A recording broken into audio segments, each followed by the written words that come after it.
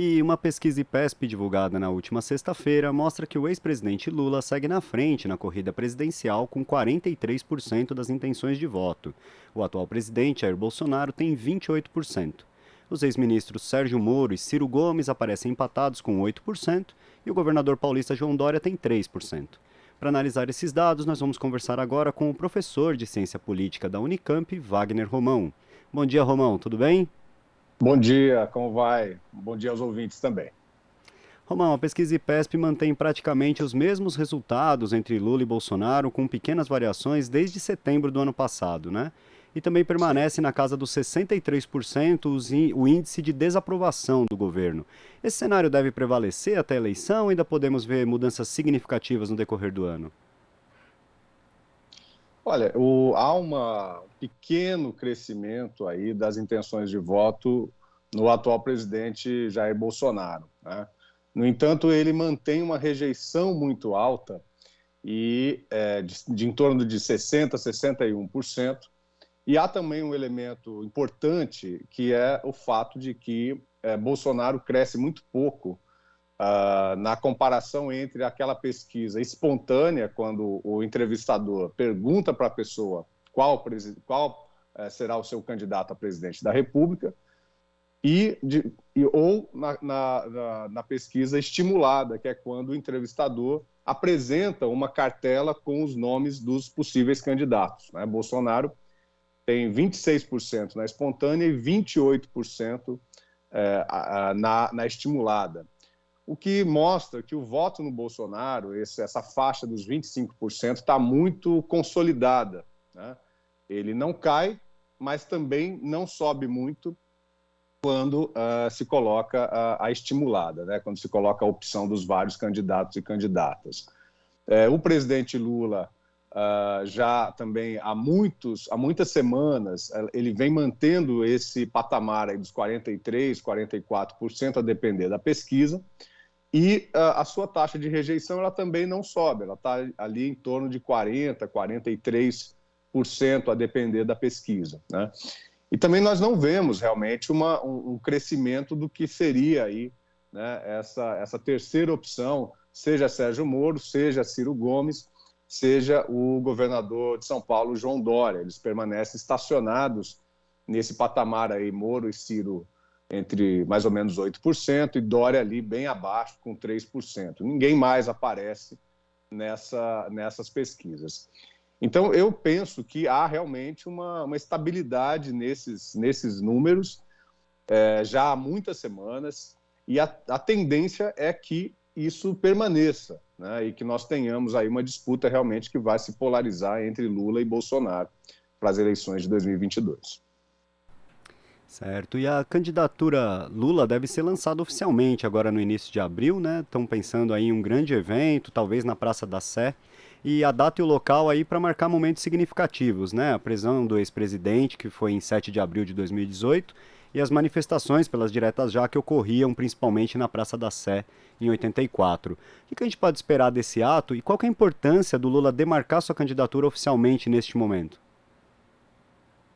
A candidatura de Lula, assim que ele saiu da prisão e reconquistou seus direitos políticos, né, é a candidatura esperada. Lula, se tivesse sido candidato em 2018, talvez a gente tivesse uma história diferente, né? A própria eleição de Bolsonaro estaria comprometida, haveria uma disputa muito séria, muito contundente, mas nada garante que o resultado teria sido esse da eleição de Bolsonaro, né?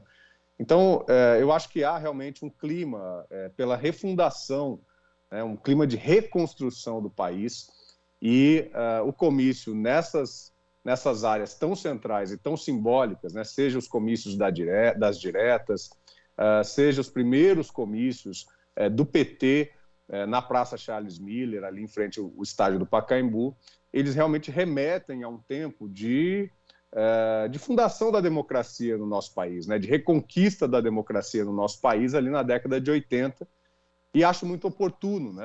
Acho que tem uma carga simbólica realmente muito forte, o retorno às ruas, o retorno aos grandes espaços tradicionais da disputa política no Brasil, Acho que nós tivemos, na semana passada, naquele ato liderado ali pelo Caetano Veloso, por um conjunto grande de artistas e de militantes, né, em defesa da terra, em defesa das populações indígenas, dos povos indígenas. Também um momento muito importante ali, foi um ato de cerca de 15 mil pessoas ali em frente ao Congresso Nacional, e acho que a democracia brasileira está realmente precisando de novos, né, de retomar essa carga simbólica de defesa do país, de defesa da democracia, de defesa do povo brasileiro e de reconstrução de tudo que foi destruído nesses últimos anos.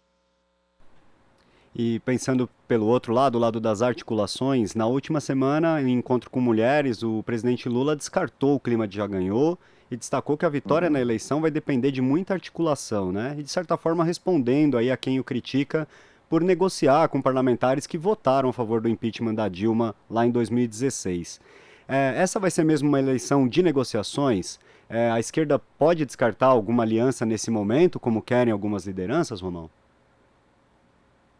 Eu acho que o campo bolsonarista ele está um campo que se constituiu nesse momento lá em 2017, 2018. A extrema-direita nesse país ela não tinha um candidato. A gente sabe que o país tem uma parcela muito expressiva da população que é conservadora, que tem valores autoritários, né? Infelizmente isso acontece. E Bolsonaro acabou galvanizando, né? Acabou se constituindo nessa liderança que levou esse campo da extrema-direita, eu diria aí que esses cerca de 15% do eleitorado, que tem uma identificação muito grande com Bolsonaro, e isso carregou também uma parcela expressiva, eu diria que praticamente todo esse centro político fisiológico que adere, né, adere a praticamente qualquer governo, está em busca da sua sobrevivência política. E o fato de Bolsonaro ser o presidente, ter a caneta na mão, ter a máquina pública na mão, ter o orçamento na mão, faz com que esse campo fique um campo muito resistente, né? Quer dizer, se mantenha como um campo resistente. E, de outro lado, o PT, Lula, sobretudo Lula, a figura do Lula, né, esse negociador, esse hábil negociador, ele vem trazendo a ideia de que nós precisamos de um campo mais amplo do que o campo da esquerda e da centro-esquerda para combater o bolsonarismo. Ou seja, é preciso criar portas de negociação, de diálogo, de construção de consensos, ou seja, de se fazer política nesse país, né? Para que o bolsonarismo seja derrotado, para que a gente possa retomar o rumo democrático do Brasil, seja à esquerda, seja numa opção que vá negociar, que vá se articular com o centro político. Eu penso que é muito difícil se ganhar a eleição no Brasil, e acho que em qualquer país do mundo, mesmo o Boric no Chile fez acenos também para o centro político, tentando exatamente isolar a extrema-direita, né? Então Lula está nesse caminho, é o que a gente tem percebido. Esse caminho ele é difícil porque nós passamos por um momento político muito grave nos últimos anos. A gente teve o golpe em 2016, né, que foi um golpe em que talvez à exceção da esquerda, né, todos os outros partidos políticos estavam envolvidos ali na defesa do impeachment da Dilma, né, enfim, daquela situação de golpe parlamentar. Mas, de fato, esse momento agora ele é um momento de tentativa de reconstrução do país, à medida que se viu que Bolsonaro, né, tanto Temer como Bolsonaro, atuaram de maneira a destruir muitas das conquistas que vinham acontecendo desde a Constituição de 88, desde o período da redemocratização. Então, ao que parece, né, o que nós podemos perceber, Lula tem se posicionado dessa forma, e tendo que dialogar com os setores que exatamente articularam o golpe de 2016.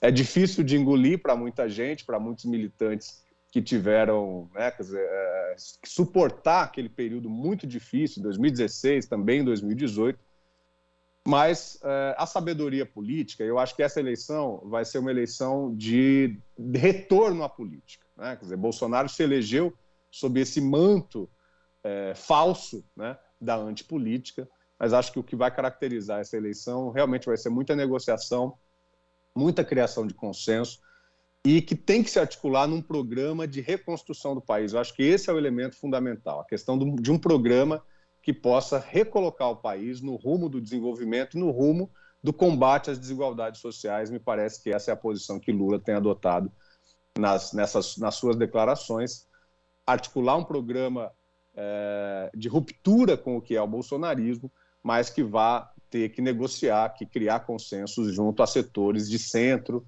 né, da política brasileira. E nessa busca justamente desse processo de reconstrução, né, de ganhar de novo as ruas, o MST vai lançar um grande número de candidaturas mulheres, né, de mulheres, nas eleições legislativas desse ano. Como você vê esse movimento? É importante que o MST faça isso, que outros movimentos também façam esse tipo de ação? Não, com certeza. É muito importante que os movimentos, né, consigam aliar a sua autonomia, a sua independência com relação à política institucional, à política partidária, né, há momentos em que essas lideranças que têm um enraizamento muito forte na sociedade civil, nos movimentos sociais, enfim, na luta política diária, cotidiana, que determinadas lideranças desses movimentos possam se alçar, assim, a uma posição de representação política. É muito ruim para a democracia que a gente tenha uma diferenciação entre a população ou a sociedade civil e o que se chamam, né, o que alguns chamam de classe política, né? Na verdade, classe política é algo que não deveria existir. A gente deveria ter uma conjugação, né, uma conexão mais forte, uma situação de representação mais direta da população, dos movimentos sociais, da sociedade civil, junto aos parlamentos e mesmo até o executivo. Então, acho que é muito interessante que o MST, o movimento sindical, o movimento ambientalista, né, possa, sim, alçar lideranças desses movimentos para a busca de posições nos parlamentos, seja nas assembleias legislativas, seja na Câmara Federal, no Senado e assim por diante. Eu encaro dessa forma. Eu acho que é muito positivo para a democracia que esses espaços sejam disputados e que não haja digamos assim, uma elite política, entre aspas, que se adone, né, que tome conta do poder político institucional. Acho que isso é fundamental para a democracia, a participação dos movimentos sociais nas eleições.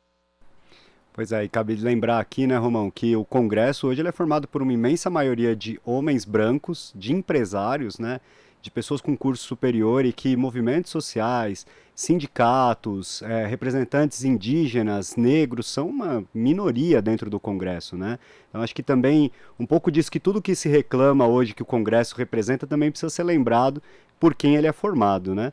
Mas voltando um pouco para a questão da eleição, você destacou que o Bolsonaro tem uma alta rejeição, né? E está tentando construir uma forma de reduzir essa rejeição, de conquistar de novo o eleitorado. E com isso, a ministra da Agricultura, Tereza Cristina, que vinha sendo cotada para ser vice dele, o Bolsonaro já lançou ela ao Senado e cresce agora a especulação de que o ministro Braga Neto, que é militar, seja o vice dele. Como que você vê esse movimento, descartando essa ministra, provavelmente puxando um militar para vice? Ele está tentando reconquistar esse eleitorado que esteve com ele em 2018?